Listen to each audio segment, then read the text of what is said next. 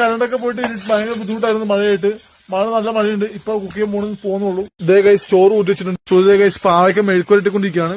പാവയ്ക്കാണ് ആയിക്കൊണ്ടിരിക്കുന്നത്. അതിനായിട്ടാണ് വെണ്ടയ്ക്ക കറി വെക്കാനായിട്ട് അല്ലേ ഗൈസ്. മഴ കാരണം വീണ്ടും കറണ്ട് പോയി. ഇപ്പൊ നമ്മള് വിളക്കില്ല, ടോർച്ച് വെച്ചാൽ കത്തിക്കുന്നത്. മെഴുതിരി തീർന്നു. മെഴുതിരി വാങ്ങിയില്ല, മറന്നുപോയി മാത്രമല്ല കയ്യിൽ കാശുമില്ല. പിന്നെ മെഴുതിരി വാങ്ങാൻ പറ്റൂല. നമ്മൾ വാങ്ങുന്ന വലിയ മെഴുതിരി 100 രൂപ മുകളിലുണ്ടാവും അല്ലേ. 100 രൂപ 120 എന്തോളം മെഴുതിരിക്ക്.